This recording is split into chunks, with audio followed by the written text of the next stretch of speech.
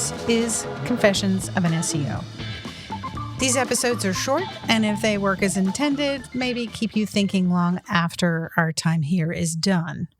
And in full disclosure, be prepared for these things to be laced with a fair amount of tough love to the SEO industry. So while I can't help but insert some SEO principles indirectly into these audio essays, my intention is that in every episode, there's something to remind us about the human side of SEO.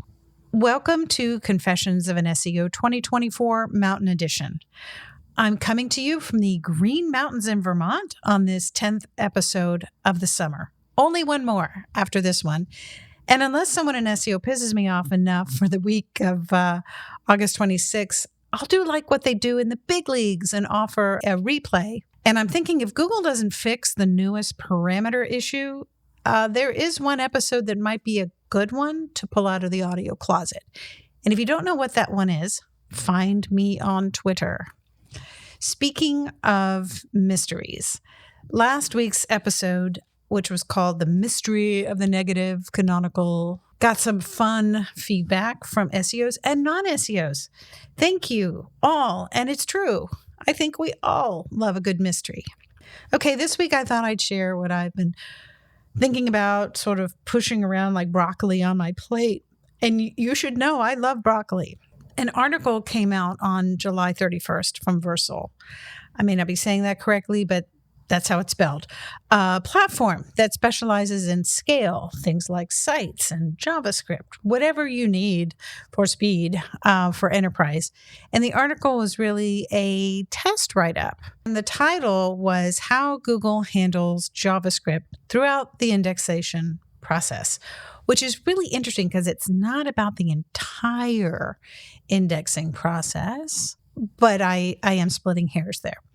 So I spent this morning writing it, and I'll be sharing the article on LinkedIn, Facebook, as well as American Way Media.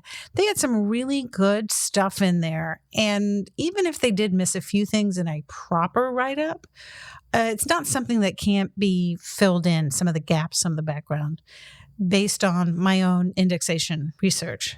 So give me a minute here as I get my soapbox set up because I want to do what I can for this article for it to get proper credit for what they did. Was it perfect? No. Did they get it all right? Well, I think they left out some critical information, which since I kind of know what it looks like when you're looking for organic crawling and rendering, they just assume that everybody knows certain things, and that makes sense. It's written for an enterprise audience. But there is a lot in here for the, regular SEO, practical SEO. What I see that I'm doing is in that and in this, providing a bridge between the practical SEO and enterprise SEO. They all have different needs, concerns, and constrictions. So now I'm up on this box. A lot of our industry, when they hear something from John Mueller or others, and I could call them Google spokespersons or just cheerleaders, our industry for some reason doesn't really seem to know that enterprise sites, the really big ones, the ones that Google in the old days would have set them at page rank of 9 or 10. Now, if you've been in SEO for a while, that's a rarefied air where those sites live. But what I'm saying is that when Google or any of these large enterprise operations mete out advice, they're doing so and they're writing it because it's designed for enterprise sites. And that same advice, when applied to the average or maybe even above average site, just doesn't work. It's so different, it likely cannot even be applied to a site unless you have an in-house developer team. And let's face it, most of us do not have that. And then there are the middling ones, the ones that think they're enterprise. They have enough money to have an in-house development team, and then the fun begins. And when I say fun, I mean not fun. Like, believe it or not, most developers doing JavaScript and massive sites do not really have a robust handle on general SEO principles, much less Google's indexation system. So that's why, for the most part, I really want to praise the team that put this test together. It's great. Not for nothing. Well, then, and maybe for nothing, there are others that literally write an article about this amazing test. They take out all the data details.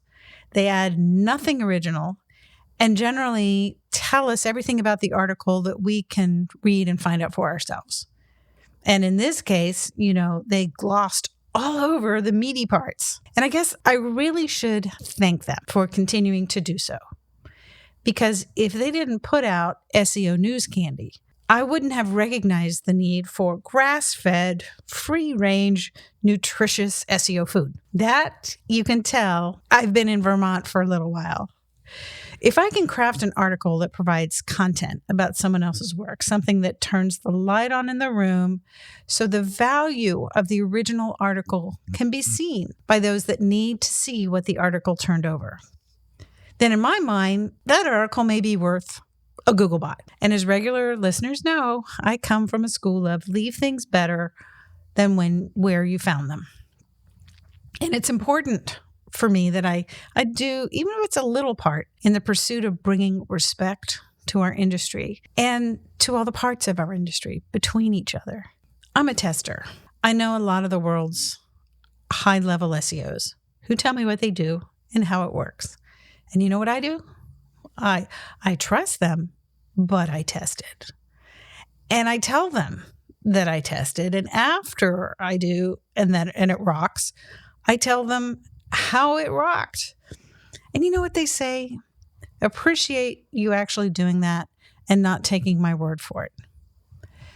I like to think of figuring things out as a form of freedom.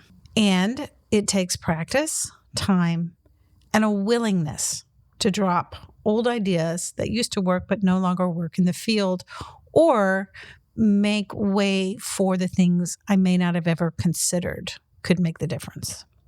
What I loved about this article on the JavaScript test, that it was based on empirical evidence, things you can see with your own eyes if time is taken to gather data versus sharpen an opinion. I think C-suite executives, that if you work on a site from either direction, whether you're a developer or an SEO, they assume that developers understand SEO as well as the SEOs. So one, they're expecting things out of developers may not have, and they're kind of already tweaking the SEO's noses like, I don't know that I need you. And sadly, in my experience, that's very common. Now, there is a gap between developers and SEOs on certain topics, and we have to recognize that we're not enemies. We just know different stuff really well.